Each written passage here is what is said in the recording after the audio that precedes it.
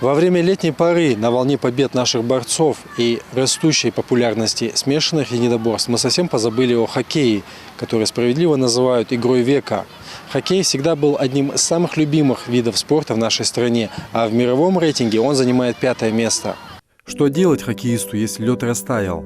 Либо искать альтернативы, либо усердно тренироваться вне льда. Сегодня в нашей передаче мы покажем сухие тренировки хоккеистов, из которых вы сможете почерпнуть некоторые полезные упражнения, которые в свою очередь помогут вам проработать над индивидуальными навыками и быть в форме перед началом нового сезона. Будет очень полезно тем, кто понимает, что невозможно добиться в хоккее серьезных результатов, тренируясь только на льду. Вот уже и лето закончилось, однако до появления первого льда, по крайней мере на открытых площадках, еще остается достаточно времени, поэтому пока можно подтягивать игровую форму с помощью сухих тренировок, улучшить свои навыки владения клюшкой и технику работы руками. Все начинается с разминки. Нет разминки, нет спортсмена. Опять же, только тренер знает, как правильно нужно выполнять упражнения для разогрева, растяжки, техники, для развития чувства равновесия и координации, плеометрические упражнения, а также упражнения на владение клюшкой, которые при их выполнении не только улучшат игру хоккеиста, но и понизят риск получения различных повреждений.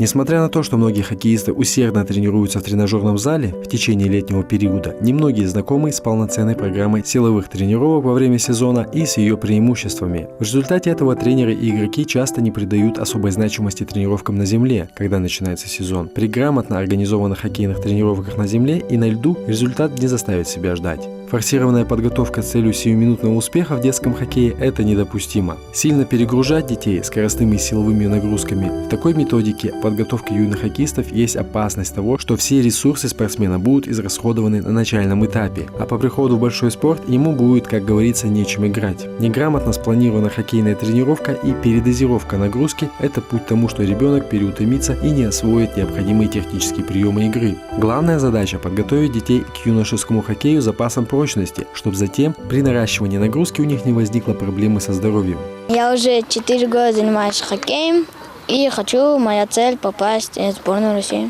За это лето пришло много, но еще больше ушли они, потому что нет нормальных условий по хоккею, по льду. Скоро у нас соревнования СКФО, и мне надо готовиться, лед нужен, но мы тренируемся на сухих. Мы уже более 3 месяцев занимаемся сухими, и мне даже не приходила мысль поменять этот вид спорта под названием хоккей. Пренебрегать подготовкой юных хоккеистов на земле категорически нельзя. В процессе сухой тренировки дети играют в хоккей со специальными шайбами и мячами на небольшой закрытой площадке с бортами и скользким покрытием, уменьшенной копией хоккейной коробки. Во время хоккейной тренировки на земле юные хоккеисты отрабатывают основные приемы игры в хоккей, совершенствуют технику владения клюшкой и шайбой, развивают быстроту, наращивают силу, улучшают ловкость, вырабатывают выносливость и приобретают гибкость. После открытия ледовой арены РЗИ и Академии хоккея имени Фетисова у поклонников хоккея в нашей республике появилось больше возможностей для тренировок. Здесь все по высшему разряду. Просторные раздевалки, учебные классы, 2 хоккейные коробки и даже корт с так называемым сухим льдом. Хоккей в Ингушетии стал по-настоящему массовым, а верность тезиса «от массовости к мастерству» мы уже проходили. Правда, чем больше становится команд, тем сложнее федерации, ведь затраты растут, а организация не имеет финансовой поддержки из бюджета, функционируя благодаря поддержке спонсоров, которыми чаще всего выступают сами родители спортсменов. Надеемся, этот выпуск передачи заставит наших хоккейных функционеров более пристальное внимание уделить детско-юношескому хоккею. Прежде всего, необходимо желание команды и юных хоккеистов. Вот этого как раз таки с избытком. Они уже 4, 5 лет, 6 лет занимающие дети. Они полюбили этот спорт и хотят, даже если мы, родители, против, они нет, мы пойдем, мы несколько лет занимались. Но несмотря на это, ждем, мы в августе открывать должны лед, до сих пор нету у нас.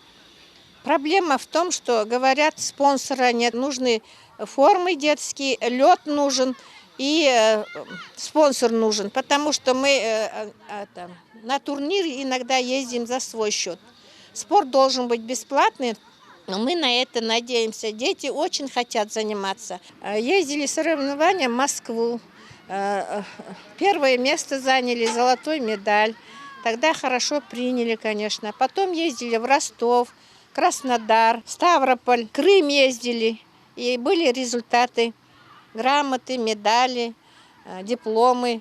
Хвалили. На начальном этапе идет отбор детей через различные игровые упражнения. Основная задача выявить, есть ли у ребенка игровое мышление. Затем формируются две группы. Первая группа детей, которые только-только вышли на лед и делают первые шаги. Вторая группа, которые уже умеют кататься на коньках. Обязательно проводить собрания с родителями, объяснять, как правильно подобрать форму ребенку, как завязать коньки, как правильно подобрать клюшку. И основной аспект всех тренировок в этом возрасте – это выработка правильной техники катания. Количество тренировок для детей на земле, как правило, составляет не более 3-4 раз в неделю. Возможно и более интенсивные занятия в хоккейной школе, но без ущерба для детской психики. Дружеская обстановка, лояльное отношение тренера к особенностям каждого ребенка, понимание того, что не все дети в раннем возрасте готовы сконцентрироваться на выполнении конкретного задания – залог успешного привлечения мальчика к занятиям хоккея с шайбой. Приходя на хоккейную тренировку на земле, ребенок должен получить достаточную двигательную нагрузку, но при этом не чувствовать себя угнетенным. Наша задача – влюбить мальчика в спорт, привить ему интерес к тренировочному процессу. Только если малышу будет интересно, он будет успешно заниматься хоккеем. Любое принуждение в спорте не срабатывает. Сначала я хотел стать бойцом,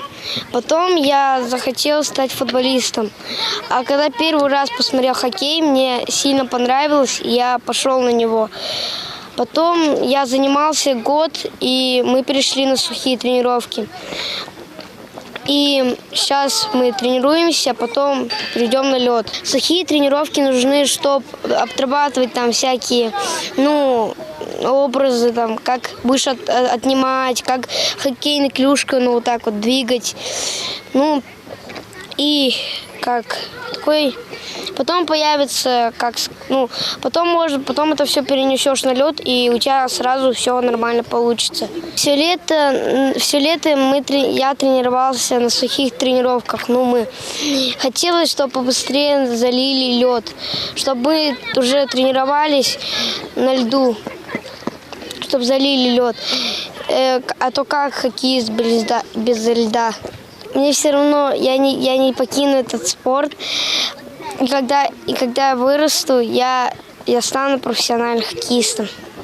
Для любителей жесткого и силового хоккея представляем вам, как можно отрабатывать вне льда силовые приемы. Хоккей всегда был из числа самых популярных видов спорта в нашей стране, а в последние годы интерес к игре только растет. И ребят секции хоккея родители приводят все чаще. К чему готовиться тем, кто для своих детей выбрал или планирует выбрать именно хоккей? Хоккей – дело семейное. Важно понимать, что отдать ребенка в хоккей и ограничиться ролью извозчика не получится. Оптимальное время для первых шагов на льду – 5-6 лет. Но такие малыши, даже вполне самостоятельные, пока не могут сами надеть и снять экипировку, правильно зашнуровать коньки и дотащить сумку с формой. Все это делают взрослые. И еще важно ничего не забывать дома, потому что при отсутствии даже самой маленькой детали экипировки ребенка просто не выпустят на лед в целях его же безопасности. Для малышей преодолевать страх падения, поясняют наставники, порой самое страшное препятствие. Достичь хороших результатов в спорте помогают упорные тренировки, правда пока в игровой форме и вне льда. На этапе начальной специализации в возрасте 10-12 лет координационные способности юных хоккеистов значительно улучшаются. Прибавление в росте и в весе тела происходит несколько медленнее. Органы кардиореспираторной системы развиты в значительной степени. Детям легче даются движения по окружности. Происходит резкое качественное улучшение большинства физических показателей. Данный период является сенситивным для развития таких качеств, как быстрота, ловкость, гибкость. Этот период благоприятен для обучения. У детей присутствует большая заинтересованность в тренировочном процессе, а роль тренера приобретает у детей большой авторитет. Ваш сезон начался с такой трудности отсутствия льда. И вам пришлось перенести свои тренировки на землю, да, так сказать. Какие удалось извлечь из этого плюсы и что вообще сулят подобные тренировки? Позитив всегда в тренировках, сухих тренировках. Это база на сезон. Готовишь сначала на земле детей, чтобы они легче втягивались уже на льду. Первые трудности у нас возникли после 2 недель уже определенных сборов. Надо было уже выходить на лед, а льда так и нет. Я думаю, эта проблема в ближайшее будущее решится, потому что хоккей без льда просто немыслимо. Это не противоестественно, да, даже так сказать. По вашим планам, вот, по предстоящим соревнованиям, турнирам, над чем ведется работа, куда вы готовите свою команду? Ну, как бы у нас есть 3 предложения. «Золотая шайба» – это основной турнир в конце сезона. Кубок Рагулина, если я не ошибаюсь.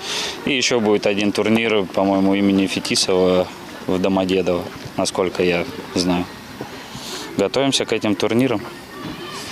Без льда, конечно, тяжело готовиться, но из всего надо извлекать позитив на самом деле. То, что дети хотя бы в игровые виды спорта научились играть в футбол, баскетбол, в тот же, я не знаю, в ручной мяч. Постепенно дети привыкают к таким нагрузкам, становится намного легче работать. Да, это разнообразие определенно принесет тоже свои плоды.